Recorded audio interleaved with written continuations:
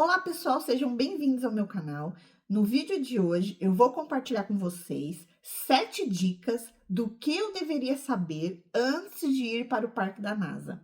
Hoje eu tô gravando aqui no cantinho, bem encostado aqui na minha porta, por causa da claridade. Eu queria pegar a luz natural, né? Não queria acender a luz, para poder gravar para vocês rapidinho, que vai ser um vídeo rápido dessas 7 dicas. Primeira dica: se você vai em família com criança, presta atenção na altura, tá? Eu tenho um filho que tem uma diferença aí de 4 anos e meio de um para o outro.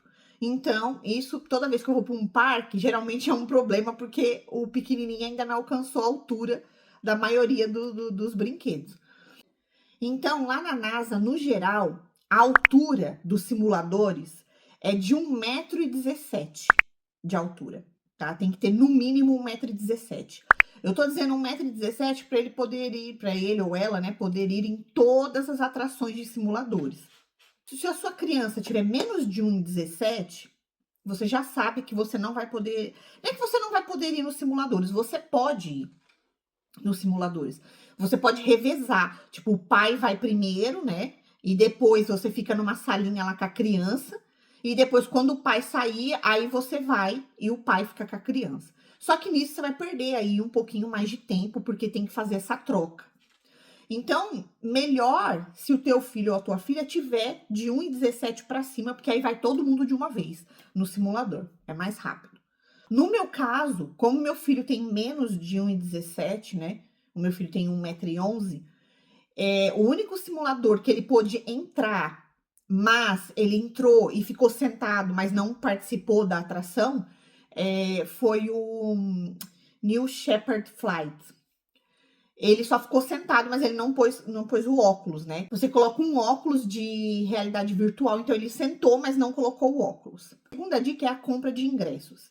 Se você quiser deixar para comprar o ingresso no dia, né, do parque, você pode comprar. Lá tem como comprar no guichê e tem várias máquinas para comprar ingresso lá na entrada do parque. Então você pode comprar lá. Ou você pode fazer como eu fiz. Eu comprei o ingresso antes, online. E como eu comprei o ingresso um pouco antecipado, eu peguei na época do Black Friday. Então eu peguei com promoção o ingresso. Quando chega no dia do parque, né, para quem comprou online, é só você ir lá numa parte que se chama o Will Call. Você vai lá e troca, né? Troca não, né? Você vai lá e mostra a sua compra online e eles vão te dar lá um papel que é o mapa do parque e o ticket para você poder entrar. A minha terceira dica para vocês é: assim que entrar no parque, vai para a fila do ônibus, do autocarro. Por quê? Porque tem uma outra parte do parque que você vai de ônibus, que você vai de autocarro. E você tem que pegar uma filinha, né? Se tiver muita gente lá, você pega uma filinha esperando, mas são vários autocarros. Por que eu tô dando essa dica de ir para essa segunda parte do parque, né? Que você precisa ir de ônibus, logo quando você chegar. Ou assim que você chegar, passado pouco tempo, você até dá tempo de ver alguma coisa e ir logo em seguida. Mas vai primeiro lá para ver como é que tá a fila. Se a fila do ônibus estiver pequena, já pega o ônibus e vai para outra parte do parque primeiro. Por que eu tô falando isso? Porque eu fiz ao contrário. Eu fui por último para a fila do autocarro, né, do ônibus, para ir para outra parte. E eu peguei uma fila enorme, porque praticamente aí, não vou dizer todo mundo, mas quase todo mundo fez a mesma coisa que eu. Foi por último para a fila do ônibus. Aí o que aconteceu? Eu perdi muito tempo na fila do ônibus. Mesmo tendo muitos autocarros, muitos ônibus, eu perdi muito tempo na fila, porque era o último, 2 horas da tarde, é o último horário dos ônibus, dos autocarros. Então, você perde muito tempo ali na fila. Eu acho que eu perdi mais de 1 hora ali naquela fila. 1 hora, gente, eu perdi brincando ali. 1 hora na fila para entrar dentro do autocarro. Então, é assim, vai logo quando você chegar. Chegou no parque, vai lá ver como é que tá a fila do autocarro, do ônibus. Tá pequena a fila, já vai logo para lá. Porque essa segunda parte do parque, né? Essa outra parte do parque que você vai de ônibus e de autocarro, ela é uma parte pequena, então você consegue ver muito rápido. Ela tem um simulador, tá? E a outra parte lá é só para ver mesmo, né? Então ela é uma parte pequena, você consegue fazer rápido aquilo. E aí você já pega, para pegar o autocarro, o ônibus de volta é rápido. Então você já pega o ônibus de volta e volta para o parque principal. Então eu acho, se eu fosse hoje, eu faria isso. Eu iria primeiro para a segunda parte lá, pegando o ônibus, e depois eu iria para o parque principal fazer o resto do dia. O primeiro ônibus sai às 10 da manhã. Então, às 10 da manhã já começa a sair os primeiros autocarros. Teve também um ponto que fez com que eu deixasse para ir para essa outra parte do parque mais para o final, que era o último horário, 2 horas. Por quê? Porque tinha uma previsão de lançamento de foguete. Então, antes de ir, a gente viu, né, que tinha lá a previsão do lançamento do foguete naquele dia que a gente ia no parque. Então, a gente estava ansioso, esperando que a gente ia conseguir ver o lançamento do foguete. Porém, por causa do tempo, eles mudaram a data e passaram para o outro dia. Então, não adiantou nada eu ficar esperando até 2 horas da tarde para o lançamento do foguete. Então, assim, se você também vai num dia que está marcado para ter um lançamento do foguete, pensa, avalie essa outra parte, porque pode não acontecer e você deixar para ir no último horário e perder um tempão lá na fila do autocarro, do ônibus, como eu perdi. A quarta dica não é bem uma dica. É mais para você ter ciência de que você não vai conseguir ver tudo em um dia, tá? Não dá. Só se você tiver, assim, uma sorte de você pegar, assim, o parque vazio. Mas, assim, mesmo assim, eu acho que você não vai dar conta de ver tudo em todos os simuladores em um dia. Eu acho que não. Isso já emenda para a quinta dica. A quinta dica é: escolha uma data, né, para ir, que você possa ir, que não seja uma data de muito movimento, para que você possa aproveitar mais o parque, né? Como eu já disse na dica anterior, que você não vai conseguir ver o parque todo em um dia, se você for numa época de férias escolar, num dia tipo sábado, que é mais cheio ainda, provavelmente você vai ver menos coisa do que você veria, né? Então, tem que escolher um dia aí que não seja muito cheio. Eu fui em fevereiro, nas férias escolares de fevereiro, tá? Era semana de férias na mesma, mas eu fui numa quarta-feira. Eu escolhi assim um dia de meio de semana. Eu fui numa quarta-feira e não tava muito cheio, tá? Tava assim, não tava vazio, mas não tava cheio. Deu para pegar ali uma fila dos simuladores ali, tinha fila, claro, mas não tava nada comparado com sexta e sábado, por exemplo. Agora, se você não tem filho e pode ir fora de época escolar, melhor ainda, tá? Vai em qualquer dia aí da semana aleatório aí que você tira férias, folga e vai, que provavelmente você vai pegar o parque vazio. A sexta dica é: escolha os simuladores como prioridade. Eu faria isso hoje se eu fosse programar o meu dia novamente. Escolha os simuladores. Então, assim, vê quantos. Pega o mapa, assim que você pegar o mapa, já vê, ou vê antes, né? Pesquisa online, vê quantos simuladores tem, quais são os simuladores. E faz os simuladores primeiro, sabe? Tenta ir nos simuladores, porque eu acho que os simuladores são os mais legais. E se você ficar indo, vou aqui, vou ali, você vai acabar perdendo tempo e não vai conseguir ir em todos os simuladores. Então, foca nos simuladores primeiro, e aí o que sobrar de tempo você vê as outras coisas. Tem até o cinema que você pode ver também. Então, assim, eu focaria primeiro nos simuladores e depois faria as outras coisas que sobrasse tempo.